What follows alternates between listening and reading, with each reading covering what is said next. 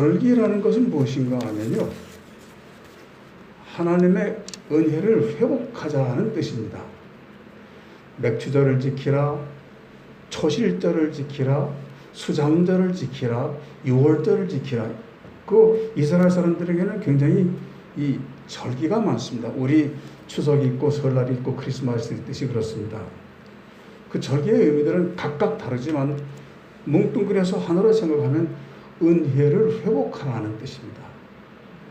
너희 기도 못하잖니? 기도 회복해라. 너희 사랑 못하잖니? 지금 사느라고 정신없어서 사랑이고 뭐고 없잖니? 그거 회복해라. 예배 얼마나 형식적으로 됐니? 변했니? 딱딱하게 굳은 예배라서 나 그 예배 못 받겠다. 그러니까 예배도 다 좀 이렇게 예배답게 해라. 이 뜻이거든요. 가나안이라는 게 뭐냐면 가나안. 그 하나님께서 이스라엘 백성들이 애굽에서 고생할 때 불러내가지고 하나님 백성이라는 이 명칭 주셔서 그 땅에 들어가 살게 한 땅이거든요. 그 땅 이름이 가나안인데 그 가나안이라는 말은 젖과 꿀이 흐르는 땅이라는 뜻입니다. 근데 거기 인도받아서 살고 있는 이스라엘 백성들이 가만히 보니까 젖과 꿀이 흐르는 땅이 아니라 천박하고 무시무시한 원주민들이 많고 도저히 살 수가 없어서 애를 쓰다가 매월 전쟁만 하다가 겨우겨우 살게 됐는데 하나님이 제일 먼저 경고하신 말씀이 너희들은 그 원주민들이 살던 가나안 사람들이 사는 그거 본받지 말고 살도록 조심해라. 특히 조심해라. 그래서 원래 다 죽이라고 그랬잖아요.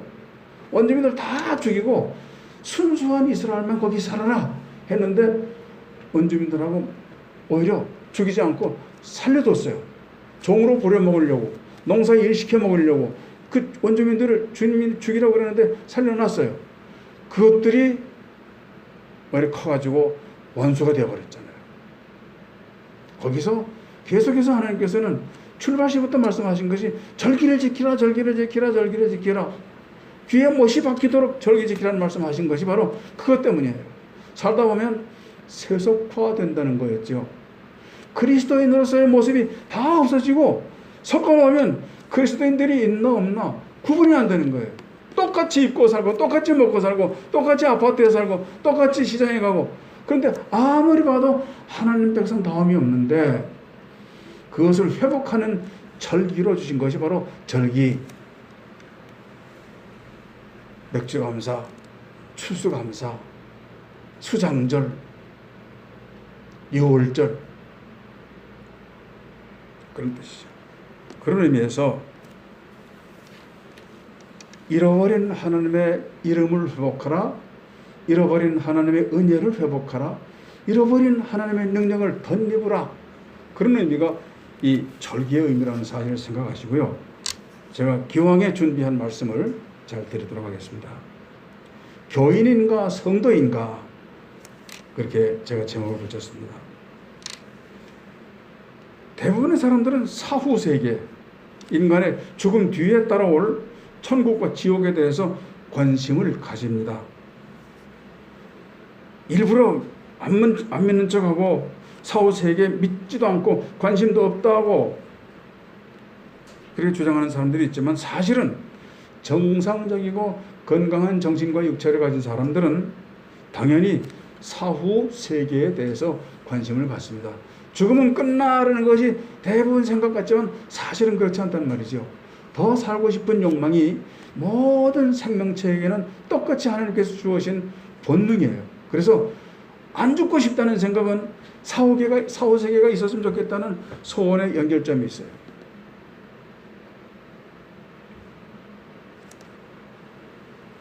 특히 죽음이 가까운 사람이나 나이 많이 먹은 사람은 죽음 이후에 맞이할 사후 세상에 관심을 나가서 지대한 관심을 갖고 있는 게 사실이고 현실입니다. 살아있는 생명체로서의 이 살아있는 경험이 싫으나 고거나 계속 살고 싶다는 영원한 목적으로 연결되는 것을 우리가 알게 됩니다.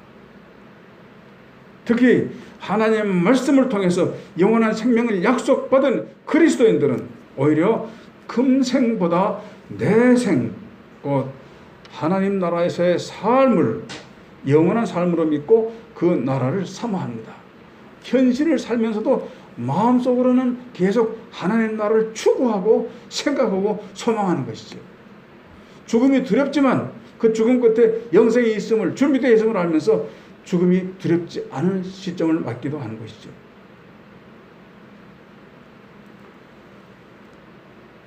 우리가 이 세상의 생활을 마친 후에 다시 태어나서 살아갈 새 세상의 모습은 이렇습니다. 계시록 21장 4절 말씀이 있지요. 모든 눈물을 그 눈에서 씻기시며 닦아주시니 다시는 사망이 없고 애통하는 것이나 아픈 것이 다시 있지 않고 아니하리니 처음 것들이 다 지나갔음이라 그랬습니다. 새 세상은요, 우리가 지금 이 땅에 경험하는 눈물, 죽음, 애통, 아픔, 쓰라림, 괴로움, 이런 문제들이 완전히 해결된 새 하늘과 새 땅입니다. 새 하늘과 새 땅은 케이스만 바꾼 것이 아니라, 집만 바꾼 것이 아니라 모든 내용도 다 바꾼다는 말이죠. 그야말로 새 하늘과 새 땅입니다. 저나 여러분이나 그 나라에서 다시 만나고 그 나라에서 다시 같이 살도록 예약된, 다시 부부로 살거나 교인과 성도로 사는 그런 것은 아니라 할지라도 다시 친밀하게 살아갈 관계, 이웃들로 약속된 하나님의 자녀라는 신분들임을 믿으시기 바랍니다. 우리들은 지금 때때로 한숨 짓습니다. 건강 문제로 한숨 짓고 돈 문제로 걱정하고 의논합니다. 감정 문제로 다투기도 하고 서로 상처를 주고받기도 합니다. 그렇지만 그런 아픔의 요소들은 다 깨끗이 지나가고 제거되고 깨끗이 청소되고 소독된 새 하늘과 새 땅에서는 자유와 감사와 기쁨의 찬송 소리로 하늘과 땅이 울리는 신령한 교제만이 남아있음을 기억하시기 바랍니다. 저는 지금 우리가 들림받아서 올라가 영원히 살고 천국을 잠시 소개해 드렸습니다만, 이 천국을 소개하는 목적은 아버지 하나님의 새 하늘과 새 땅, 새 집에서 영원히 살 우리가 이 땅에서의 마지막 삶을, 이제 우리에게 각각 부여된 마지막 삶을, 나머지 삶을 어떻게 살아야 좋겠는가, 우리가 어떻게 사는 것을 하나님께서 기뻐하실까 하는 것을 말씀드리는 것이 주 목적입니다.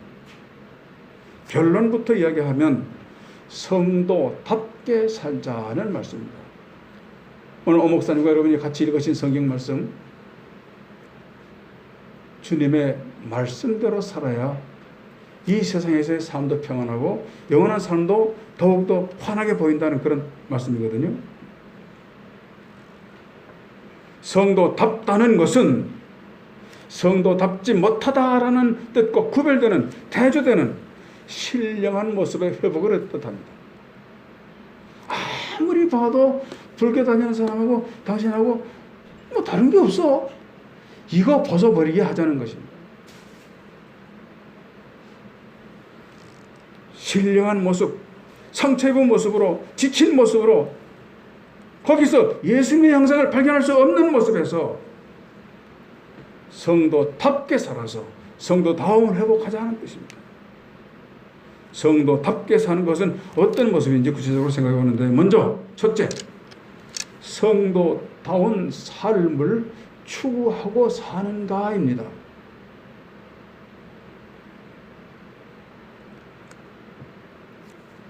성도는 한마디로 성도 아닌 사람들과 구별되게 살아야 되는 것입니다. 사는 모습입니다. 사는 모습.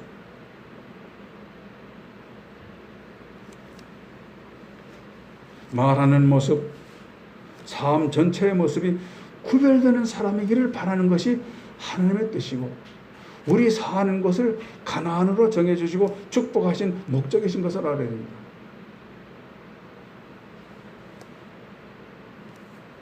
주일날은 빠짐없이 교회에 가는 모습으로 구별되는 것도 매우 중요합니다. 좋은 이웃으로 살아가는 모범된 이웃, 모범된 시민 되는 모습도 구별되는 것도, 그렇게 구별되는 것도 매우 중요한 일입니다. 평소에 격조 있는 언행이나 마음가짐으로 구별되는 것도 중요합니다. 이렇듯 밖으로 나타나는 삶의 모습도 중요합니다. 그러나 더 중요한 것이 있습니다. 천국, 그러니까 하나님 아버지 집에서 영원히 살아갈 성도로 구별되어야 하는데 그 구별되는 조건이 있는가? 이건 뭔가 오늘 본문 말씀 그대로입니다. 하나님 말씀이 그 사람의 삶 속에서 보이는가? 그 사람을 통해서 하나님 말씀이 들려오는가? 그 사람을 통해서 하늘에 계신 하나님의 존재가 증명되어 있는가? 그것은 말씀을 따라서 진실되게 사는 모습 속에서만 보입니다. 입으로 아무리 하나님이 있다, 하나님이 좋으신 분이다 해도 삶에서 나타나지 않으면 그게 안 들린다는 것이죠.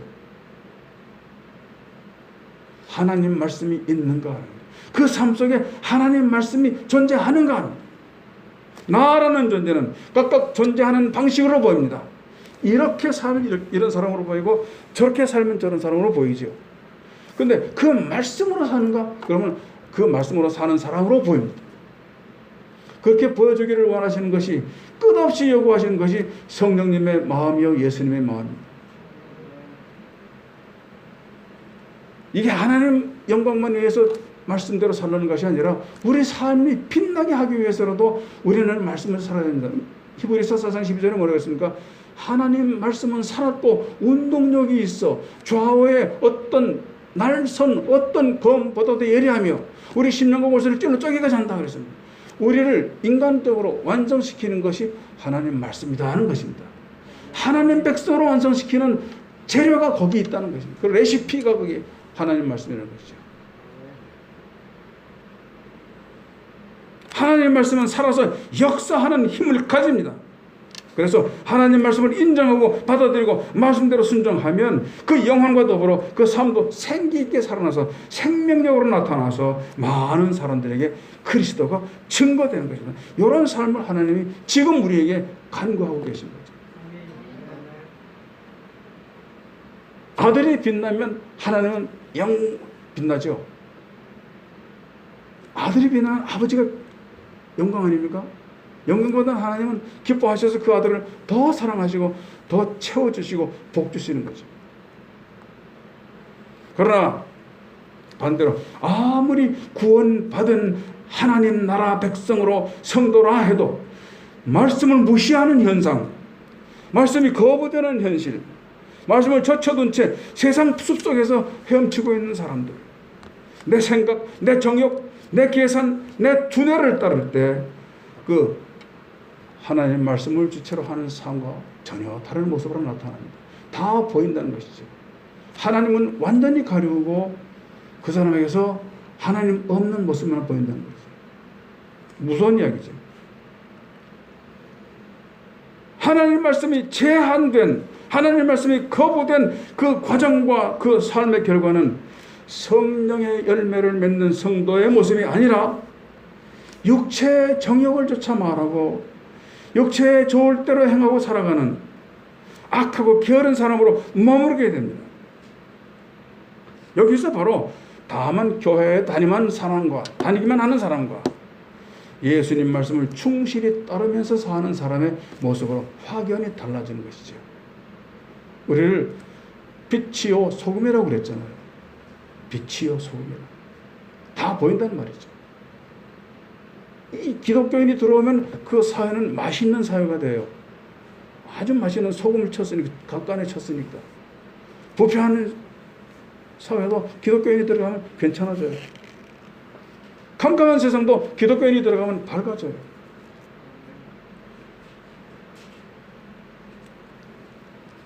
교회 다니는 사람, 곧 교인은 많되 주님 말씀을 따르고 지키는 성도는 찾아보기 힘든 세상이 아닌가 되돌아봐야 될 줄로 믿습니다. 우리 주선의 교회 성도들은 100% 성도로 주의 성령께서 인정해 주시기를 간절히 바랍니다. 오늘 우리 심령의 성경 말씀은 그냥 글자로 기억되는 그치는 것이 아니라, 글자로 기억되고 그치는 것이 아니라, 읽어지고 마는 것이 아니라 어둡고 혼탁한 이 세상에서 그야말로 내 발의 등처럼 역사하고 내 길의 빛처럼 역사함으로 다윗 같은 성공이 여러분 삶 가운데 나타날 수 있기를 예수님 이름으로 축원합니다. 말씀은 로고스라고 그랬잖아요. 말씀은 주님이라고 그랬습니다. 말씀과 동행하는 것은 예수님과 동행하는 삶과 같다. 그렇게 살아보시고 성공하시기를 축원합니다. 두 번째로요, 교인인과 성도인과 구별되는 건요, 무릎입니다. 무릎. 관절염이고 무릎입니다. 관절염 이야기가 아닙니다. 기도 많이 하는가 아닌가입니다. 세상 말은 잘하는데 하나님하고 기도는 꽉 막혀있는 상태. 그건 아는가? 이 절기에 다시 은혜를 회복하려는 말씀이 있다면, 마음이 있다면 이걸 생각해 봐야 됩니다. 티벳이라는 나라 있지 않습니까? 티벳. 거기 남아교라는 불교의 한 정파가 있는데 다 그렇지는 않습니다만 가끔 텔레비전에서 보면 그 사보일배라는 게 있더라고요. 네 걸음 걷다가 확 엎드려가지고 기다가 다시 일어나서 또 네 걸음 걷고 또 엎드리고, 그걸 사보일배라고 하는데 그거를 몇 번 하다가 마는 것이 아니라 1년을 계속하고 2년을 계속하고, 그래서 수천 킬로를 완성하는 그런 사람들이 있더라고요. 열심이죠. 거기서 우리가 배울 것은 그 열심밖에 없어요. 이상한 종교 성경에도 있잖아요. 그 이단들의 열심은 본받으라. 열심. 근데 우리가 열심히 있는가 없는가 보자는 거죠. 무엇을 열심히 해요? 기도하는 게 얼마나 열심인가. 옛날 뜨거웠던 시절 많이 기도했습니다. 나 기도한 적이 있습니다. 젊었을 때 기도 많이 했습니다. 그걸로 끝나면 안 된다는 거죠. 지금 기도 생활을 하는가 합니다. 중얼거리고 많은 시간을 기도 드리는 것도 중요하지만 기도하는 마음으로 사는 거죠. 겸손한 마음으로, 낮은 자세로, 사모하는 마음으로, 아무것도 염려하지 말고 오직 모든 일에 기도와 간구로 감사함으로 너희 구할 것을 하나님께 아뢰라. 이건 뭐예요? 삶 자체를 기도화하자는 것이죠. 기도에 따라서 응답받자는 소원도 있지만 삶 자체가 기도처럼 되어야 된다는 거예요. 기도에 얼마나 열심인가? 사람들한테 도와주세요, 도와주세요, help me, help me가 아니라 기도함으로써 하나님과의 통로가 열릴 수 있는 성도들 되시기를 축원합니다. 좋은 일에는 다 열심을 내야 되는데 특별히 기도에 열심 내는 주찬원교회 성도들 되시기 바랍니다.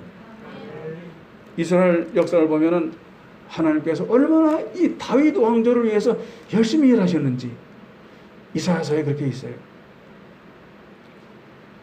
이사야 9장 7절에 보면은 여호와의 열심히 일을 이루리라 그랬어요. 그러니까 다윗처럼 내 하나님 말씀은 내 발의 등이요 내 길의 빛이니이다 해가지고 열심으로 하나님의 뜻을 이렇게 추구해 살아가는 모습 보고 하나님도 열심으로 도와주는 거예요. 열심히 사는 다윗을 하나님의 열심으로 도와주시는 거예요. 그럼 어떻게 돼요? 힘이 배가 더 되죠.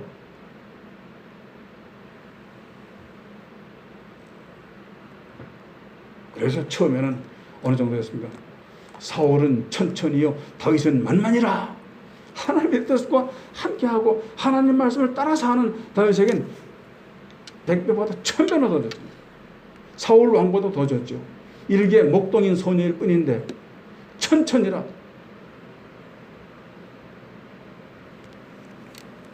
성도는 모든 좋은 일에 열심을 내므로써 착하고 충성된 종이라는 칭찬받고 상받는 것으로 되겠습니다만, 칭찬과 상도 좋지만 성도로서의 진정성이 어디서 발견되느냐?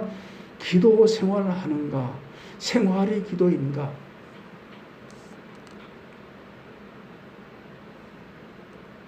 성도된 모습의 진정성에서는 쉬지 않고 기도하는 모습입니다. 아, 조 권사님 원래부터 그러셨어. 할아버지 때부터 그랬대. 권사님의 따님인데 그 권사님도 그랬었대. 기도는 왕이야.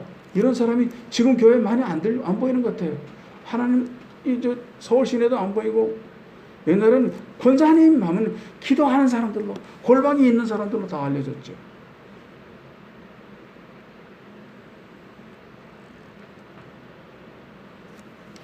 성도된 진정성은 쉬지 않고 기도하는 것임을 잊지 마시기 바랍니다. 항상 기뻐하라. 쉬지 말고 기도하라. 범사에 감사하라. 이거 다 기도와 연관된 거 아닙니까? 그래서 성도는 무엇으로 말하느냐? 무릎 보면 안다. 많이 무릎 꿇고 기도해서 40도 안 돼서 관절염이 와서 못 산다.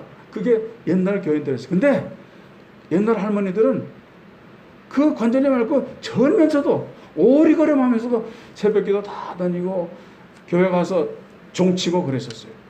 그게 우리가 봤던 우리 할머니들의 모습이고 우리 교회 어른들의 모습이었어요.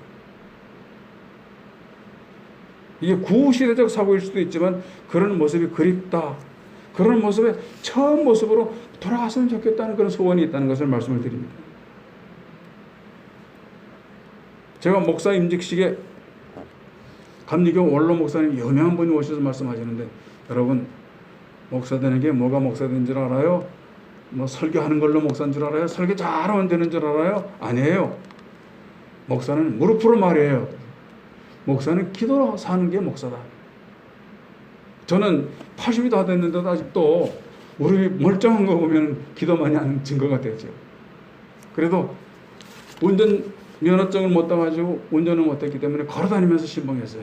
해방천을 계속, 그 해방천이 우리 보성여고 나오신 두 권사님 잘 아시죠? 언덕인데 계속 걸어 오르는 내려서 그 모습 보고 괜찮은 목사라는 칭찬도 받았었어요. 근데 무릎이 상할 정도로 기도는 못했어요. 제가 잘 아는 그 연세중앙교회 목사님 한 분 계신데, 그분은 이제 기도원에 가서 장로님들 모시고 가서 기도를 하는데, 그분이 그러더라고요. 자기는 무릎이 없대요. 근데 무릎이 관절이 이렇게 뒤바뀌어요. 이렇게 거꾸로. 그러니까 그렇게 주저앉아서 기도만 한대요, 자신. 근데 지금 최고 교회를 만들었죠. 연세중앙교회가 그거예요. 성가대원이 10,000명이 넘어요. 전 교회가 성가대원이에요. 제가 원래 그러려고 그랬는데 그분이 먼저 그걸 차지해버렸어요. 전 교인의 성가대화. 근데 거기 10,000명을 하더라고요.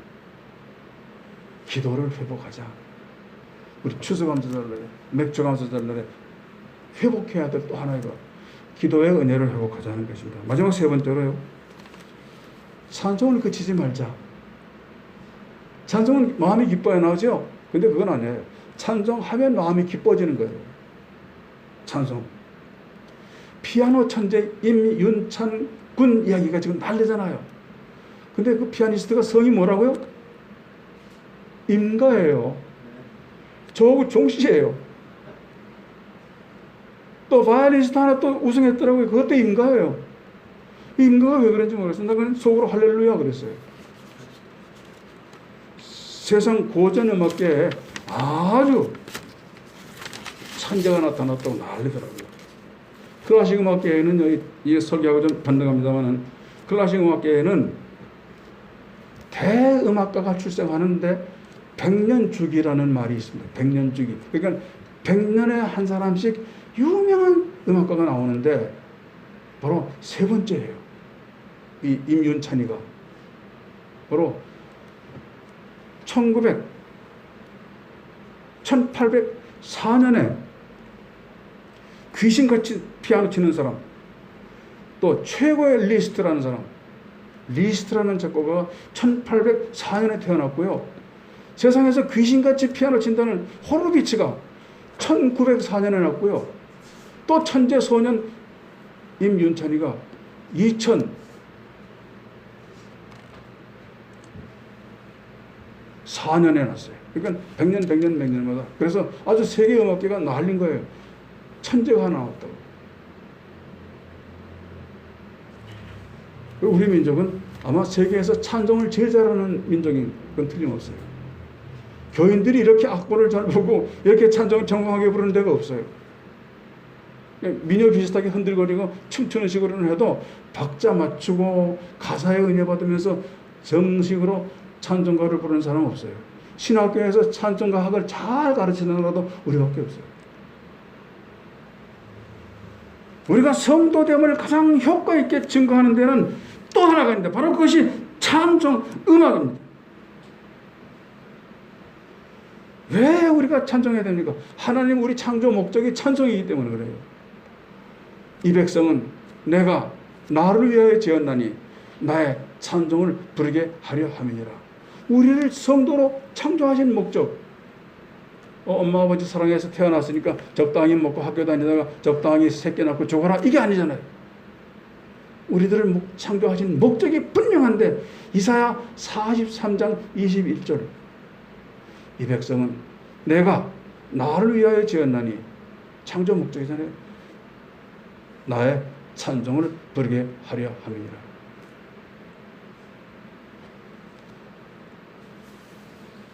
성경 여러 곳에서는 하나님께 드릴 찬송을 잘 하기 위해서 전문적인 음악가들을 훈련시키는 모습도 잘 기록됐어요. 성경에. 역대상 9장 33절에 있고요. 또 심지어 다윗은 미쳐서 날 때는 사울 왕을 찬송으로 고친 적도 있어요. 이 백성은 내가 나를 위하여 지었나니 나의 찬송을 부르게 하려 함이니라. 찬송 부르면 사탄 마귀는 두려워 쫓겨나고, 찬송 부르면 하나님이 크게 역사하기 시작하는 것. 이것도 우리 삶의 궤적 중에 하나입니다. 사무엘상 16장 23절 보면 그렇게 됐어요. 사울왕이 귀신 들려 날뛸 때 다윗이 찬송으로 귀신을 쫓아내서 정돈됐다.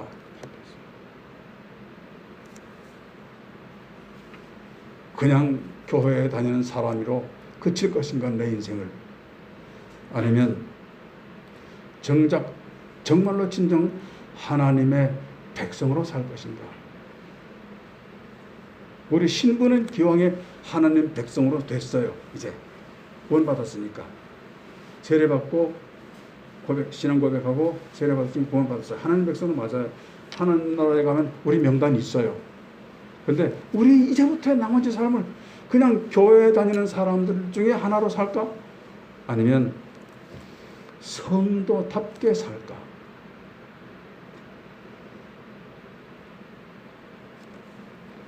매일매일 물어보면서 사시는 신령하고 거룩한 발걸음 되시는 주차는교회 성도들 다 되시기를 축원합니다. 기도합니다. 하나님, 저는 우리 스스로 성도라고 자부합니다.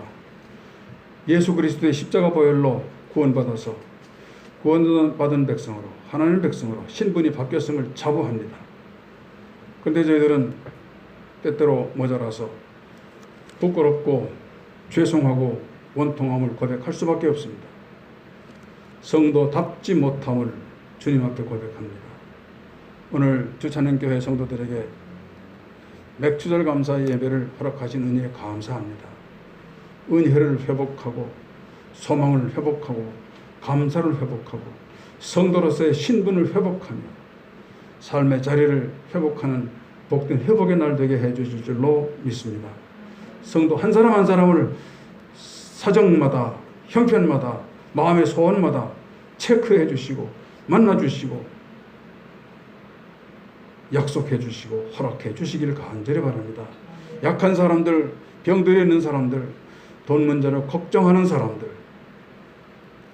오랫동안 신앙이 잃고 방황하는 사람들, 일일이 형편대로 살펴주시고 채워주시옵소서. 예수 그리스도의 이름으로 감사하며 기도하옵나이다. 아멘.